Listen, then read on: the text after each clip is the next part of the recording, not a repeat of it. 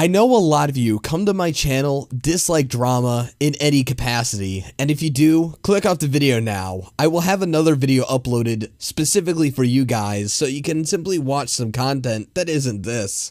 But I feel this is an important issue to bring up in the content creating world of YouTube, so if you do want to hear what I have to say about content theft and plagiarism in the YouTube community, you can continue to watch. That being said, let's begin. So recently, there's been a bunch of controversy surrounding reaction channels. They've been accused of stealing and uploading content without really meeting the requirements of fair use. I mean, tons of people put a lot of work and effort into these videos just to have someone who basically does the equivalent of re-uploading a video without adding anything more than a face cam, which we can all agree isn't really fair use, or at least in the spirit of it. And I think we can also all agree that it's not cool to use other people's work without proper credit or some sort of permissions. Even if you do get permission, you should at least credit them. Now, listen, I'm not going to directly accuse this guy of plagiarism, at least not to begin with, because, well, maybe it's a weird coincidence. I mean, Mr. Nightmare is well known for starting the whole true scary story thing, and honestly, he deserves every sub that came to his channel just for those true stories. For that reason alone, but after looking into him, I found some really damning evidence that I think maybe you guys can explain to me on how this could be a coincidence. Why don't we take a look at the clip? Halloween is the one night of the year where being scared is supposed to be good fun. However, amid all the harmless activities like trick-or-treating, sometimes genuinely frightening and disturbing things can happen.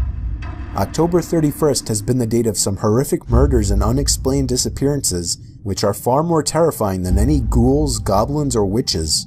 Because they happen to take place on Halloween, the following mysteries have an extra aura of creepiness to them, and they remain unsolved to this day. Number 10. The murders of Ronald Sisman and Elizabeth Platzman.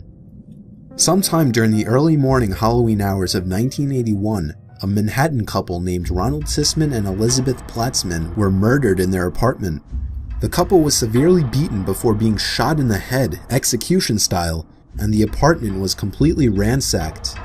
Sisman was rumored to be involved with drugs, so authorities initially believed that to be the motive of the killings. However, the case took a bizarre turn when a prison informant claimed that one of his fellow inmates had somehow predicted the crime weeks before it actually happened. That inmate turned out to be none other than the notorious Son of Sam killer, David Berkowitz. In 1977, Berkowitz was convicted of a series of shootings which took the lives of 6 victims and left 7 others wounded. There has always been speculation that Berkowitz was involved with a satanic cult and did not commit all the Son of Sam murders on his own. According to the informant, Berkowitz had told him that his cult was planning to enter a residence near Greenwich Village on Halloween. They would perform a ritual murder by shooting a couple in the head before ransacking the place to remove incriminating evidence.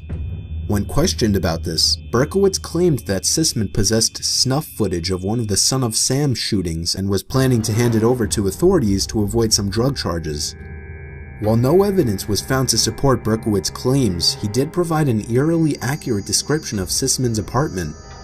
No one knows if the murders of Sisman and Platzman had anything to do with the Son of Sam case, but they're still unsolved. Now, I don't know about you, but it seems really suspicious, doesn't it? I mean, it looks like he just read off a list-first article, and if you look at the video, he didn't credit them or anything. In fact, the article was written a full year before Mr. Nightmare was even popular. In fact, it was written only several months after he started his YouTube channel, so it's not possible that Listverse stole from Mr. Nightmare. Now, usually, in the YouTube world, when someone gets really big, it's impossible to admit anything's wrong with them.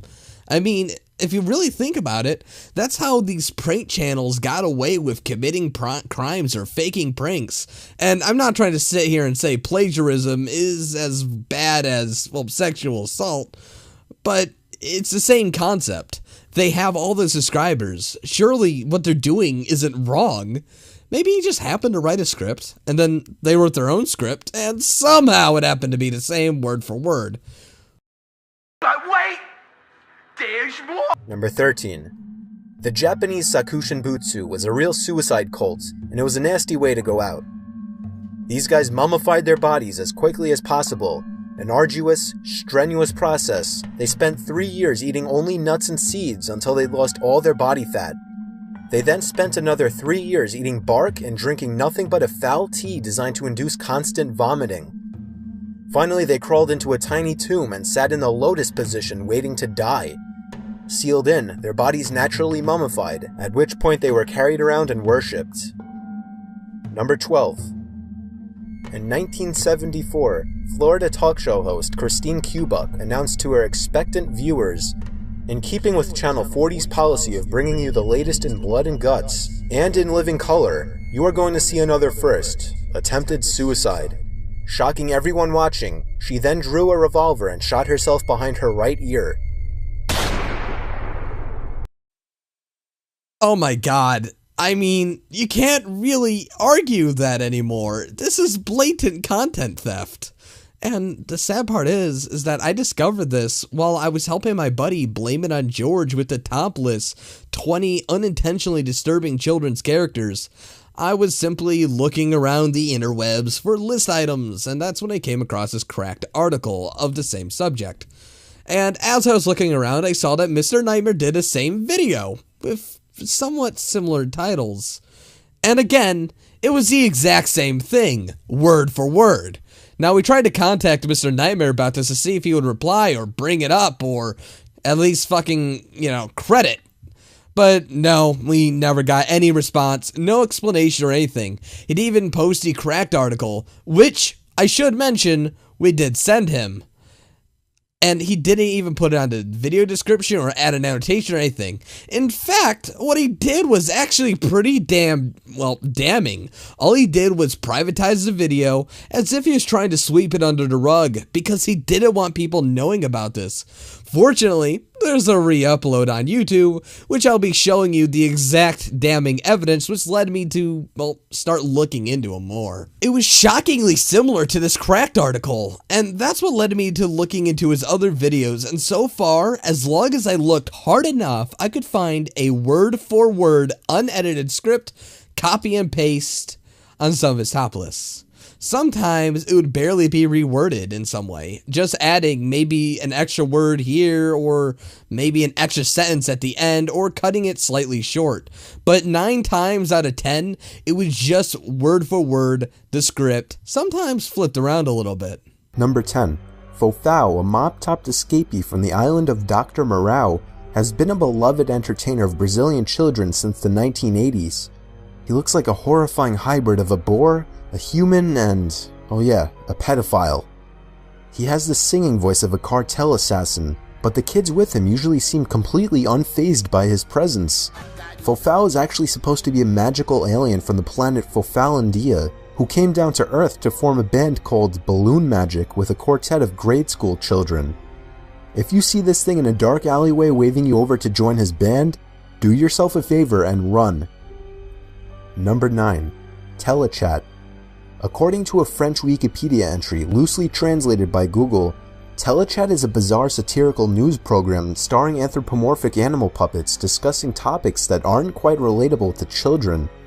Okay, alright. When did it become okay to use other people's wording and profiting off of it without even a single credit? Now, some of you may try to defend him by saying, but creepy, you're stealing other people's stories and shit. Well, shit. Fuck you, I actually at least get permission, use some sort of credit attribution, and there has never been a time where I didn't link to someone's, actual story. I at least try to credit, even before my channel was partnered. And 2, stories are a lot different than information. We're supposed to say it word for word. We're telling their story, aka we're fucking reading it. In fact, when I change the wording so it sounds better narrated, people tend to get pissed at me, especially the authors who don't want their vision being changed. But top lists are a bit different. They're informative. They're supposed to be a representation of your research. So, you can use other people's sources for your own lists. In fact, I'd prefer you do that but here's the thing. You're supposed to use it to create your own content. not steal it. And why the fuck am I not doing that? I mean, if you really think about it, it would save me, Tats, and George so much fucking time and effort if we just went on crack.com and copied and pasted their fucking list into a word editor, and that's it. Hell, Tats even has a team of people. He could just fucking fire all of those people, and we could just resell you Listverse and crack.com. Because that's what YouTube's about. Just pumping out top lists as fast as humanly possible, so, you know, you can get as much views as possible. God, I mean, really, all this guy does is paste an entire script into a clickbaity video, and I guess that's all it takes to get near 1 million subs. It's a huge fucking problem. It's downright plagiarism. And if you're okay with that, and you're just a general content consumer, fine, I guess that's you. You don't really have to understand what goes on behind the scenes. But as a content creator, this is a spit in our faces when people do shit like this. I feel it's slimy and terrible. It's not even like he credits his sources or even mentions the list for shit when he makes a video. And just quickly remind you guys that he is in fact stealing these. Here's another video where he stole shit. So enjoy. Number 10. This 1980s commercial was originally created to help sell a certain candy, chocolate eggs filled with a surprise item inside. It features a nightmarish Humpty Dumpty knockoff that Italian candy company Ferrero believed would sell the product. The company's CEO at the time, Michelle Ferrero, apparently didn't realize that an increase in sales wasn't linked to the emotional scarring of children. Kinder Surprise eggs have been banned from the United States due to an FDA ruling banning candy with embedded non-nutritional objects. The fine for violating this act is currently $2,500. Number 9. This commercial was actually a PSA warning against the dangers of drunk driving, produced by London's Department of Transportation as part of their Think campaign. The campaign's aim is to stop drunk driving and related deaths by any means necessary, including scaring unsuspecting strangers. This commercial packs several jump-worthy moments in that several quote-unquote drinkers visit a bar restroom and end up cowering in fear from the bloody mannequin heads that have been smashed through the mirror from behind, accompanied by the sound of an actual car crash and hail of screams resembling the outcome of a DUI incident. The video quickly went viral, racking up hundreds of thousands of views in just a day. However, you can see they did not at all send the right message. Time after time, I've tried to get into his videos, but then I would notice that he is just taking stuff off of crack.com or stealing an entire list item because as a writer, I use those websites to figure out what items I should put on my list. And yes, sometimes I'll take information from those sites, either maybe take a sentence or two and then just reword it or, write more onto that. What am I trying to get with this? It's seriously a big scumbag thing to do. It's blatant stealing. It's hypocritical of him to complain about copyright strikes on Twitter when he's committing copyright infringement himself. And he doesn't even try to fix the problem. He just ignores us and continues on with his action. And no one fucking notices it. There's only one video on YouTube talking about the problem and a comment that says he's been doing this for all of his videos. Now, I understand he has to upload frequently to maintain his high amount of subscribers, but honestly, this isn't the fucking way to do it. Reading off and profiting off of others' people's work for your own gain with no accreditation or permission is not the way to be a YouTuber. When you ignore people you hurt, when you ignore issues and try to bury them, and simply put, you outright steal content in order to produce content, you lose my sympathy as a content creator. It's not even like he does not know what he's doing is wrong. He's just trying to get away with it for as long as he can. And as someone who gives a shit about my community, I feel it's my job to call this out and not let it be swept under the rug. This may not be well known to you guys, but I think based on the evidence, Mr. Nightmare is a plagiarist, and the least he could do is try to cite his sources or somehow make it his own text with better editing and scripting. Most of you who casually watch his stuff need to understand why doing the videos that he does is quite literally stealing money out of the web pages that actually post that type of content. Stealing content that may have been professionally written and not even giving people the credit or common decency is fucking terrible. Thanks for watching, and please try not to kill me. I really do think this is a serious issue, and I ran it by a few of my friends, including Larry Bundy Jr., which is Good Friends of Fashions, and Krisic Pasta to see what they had to say about it. And yes, they looked at it and admitted that this was fucking plagiarism. It is just content theft.